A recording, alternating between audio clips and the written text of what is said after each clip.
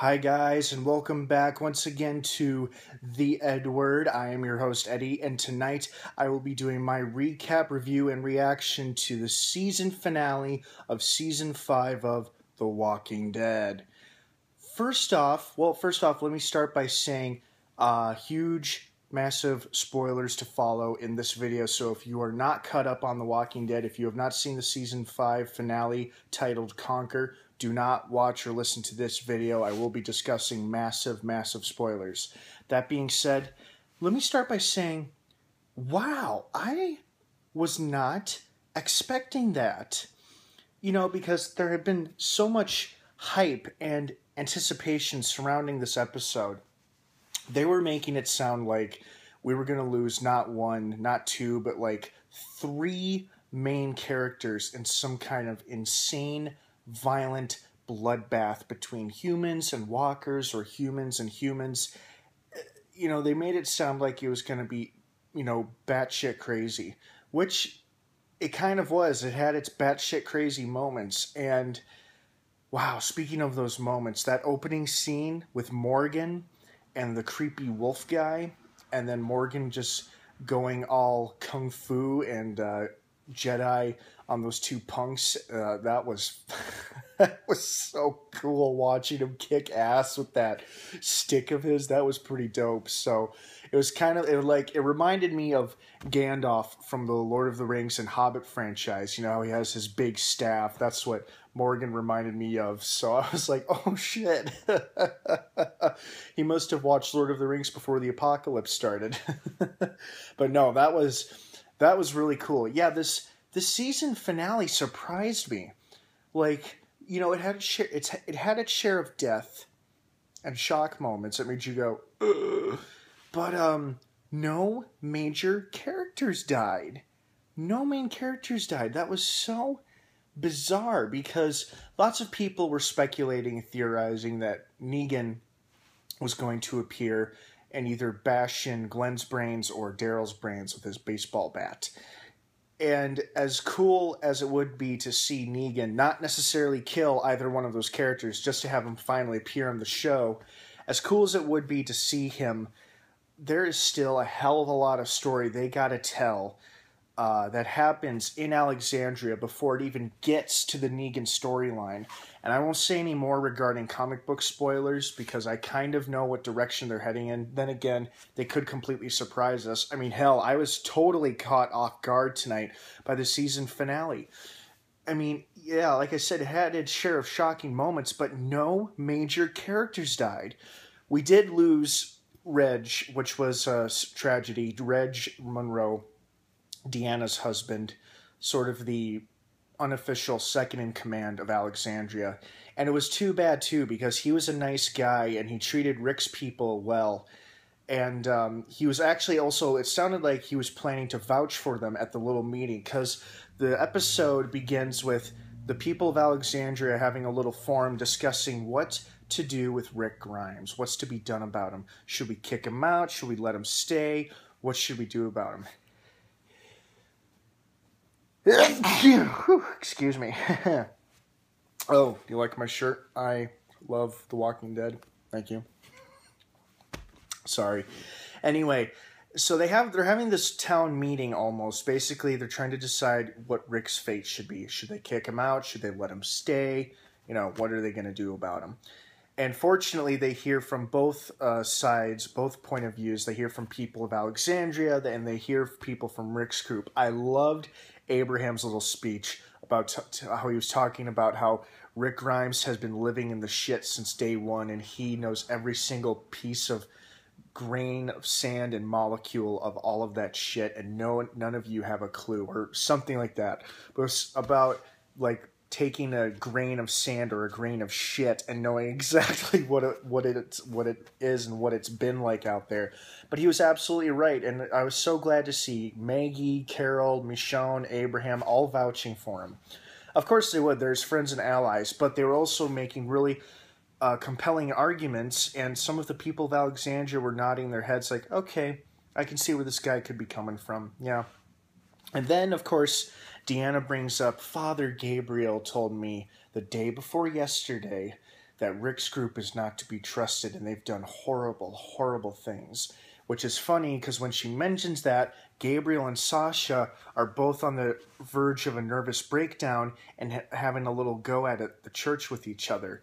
Like they're having a little push and shove contest, because it's like this episode, a good way to describe it, was having a lot of our characters pushed, almost to a breaking point.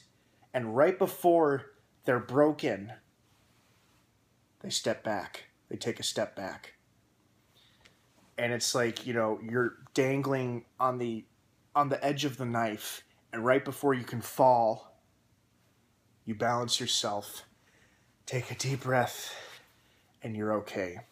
And I think that was the case with definitely Sasha and Gabriel. Plus, what I realized too is that Gabriel telling Deanna about how dangerous Rick's group is and all of the horrible things they've had to do, which is true. What he's doing, he's actually trying to take out his own guilt and his own, he's taking out his own guilt and responsibility out on somebody else. He's like, you can't have these people here. They're dangerous. They've killed lots of people. And it's so ironic because Gabriel has the same blood on his hands as Rick's group does. They've killed their share of people, and in a way, so has Father Gabriel. I mean, denying entry to his congregation, his own congregation members, and anybody else who wanted safe refuge in the church during the initial outbreak, and to leave them to die outside of the church to be eaten alive. Man, you know, he's got a lot of blood on his hands. He may not have killed them directly, but he is responsible for a lot of bloodshed, which is probably why he went out there, tried to do his little suicide thing, which was a little confusing because, you know, in the previous episode, it made it seem like he was trying to get Rick's group thrown out so that he could stay, but then all of a sudden he ventures out there with no weapons and not even his priest collar. It's like, come at me, bro. That's what he was saying to the walker. But then he has a change of heart, and he had a pretty cool walker kill scene. That was pretty cool. You know, he uses the noose that was around the walker's neck, which makes you wonder, was that the work of the wolves? And we met the wolves indeed, and so far it's just two guys. Now, they're most likely scouts or spies for the rest of their gang or their army.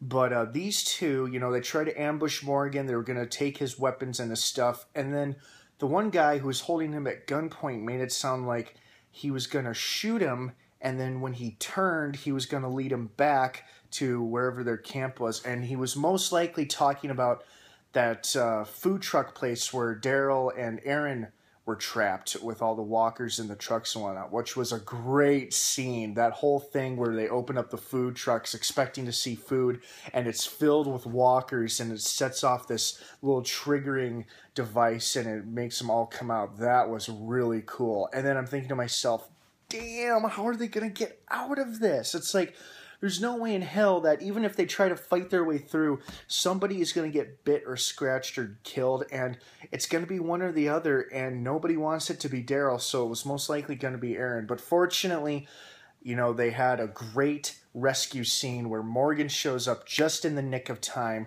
and he gets them out of there.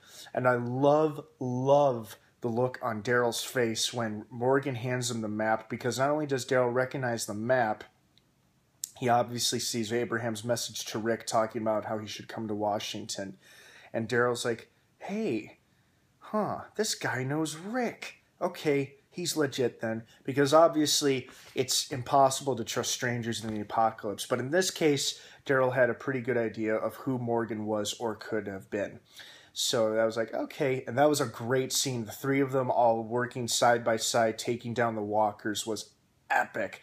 You know, and then earlier when Daryl and Aaron were taking down the walkers by themselves before getting trapped in the car, that was pretty cool too. And, you know, we knew it was the wolves because that guy had admitted to Morgan that they had set traps before. And it was them who did indeed destroy Noah's hometown back a couple episodes ago. The episode where Tyrese gets bit and dies because they're in Noah's old hometown that had been walled off in Virginia, and we saw the graffiti that said "Wolves Not Far," just like what they did on the car, on that car where all the food trucks were. And of course, they have the W's in their foreheads, and that's how they mark their kills, their territory. And then they definitely left quite a few bodies behind, both walkers and humans, at Noah's hometown. And they even, yeah, and then because when Rick's group is trying to escape after they save Tyrese and they're trying to get out of there, trying to get him back to the others, their car bumps into one of the parked cars that's there, and all of these torsos and these body parts fall out, and all of these heads that are nipping at them, like, all these severed heads and all these body parts just fall out of this truck, and that was them. That was one of their traps. So they are definitely called the Wolves. They're not called anything else like the Whisperers, like people had been theorizing, which was a great theory. It's just I don't think we'll see the Whisperers for a while either, because we still have a lot of story to cover before we get to the Whisperers. But hopefully the Whisperers will be adapted to the show, because I read one of the issues that they're in, and it is pretty nasty, intense stuff. So hopefully that'll make it on the show.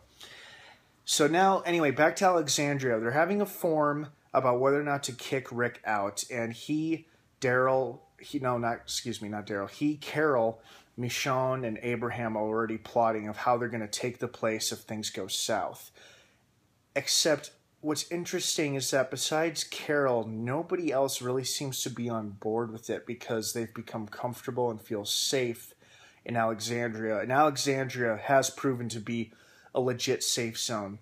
Yeah, it's got a couple of questionable characters in it, and yes, they've got questionable survival techniques about, like, someone gets injured out on a run or something, and you leave them behind when you have an opportunity, a chance to save them, you just leave them behind. You don't pull that shit. You help them out. You save them. So the whole policy of leaving people to die, to leave them behind on a run or whatever, that's not the way it's going to be anymore, because Rick's proven himself now to be an asset to Alexandria, because he realized that Gabriel had stupidly left that gate open, allowing walkers to get inside. And it's a damn good thing that a massive herd didn't pour through, because then the place would have been destroyed from the inside out. So good thing Rick shut that gate and he dispatched the walkers the way he did, especially that one with the gun going all the way up its throat into its head. That was pretty cool. Kind of reminiscent to that scene in season 2 when he and Shane have their little fist fight at the Publix workstation, and then he gets all those walkers piled on top of him and he shoots them all one at a time, and then the last one he goes through like all the walkers' mouths and go. That was a great scene. Anyway, but that's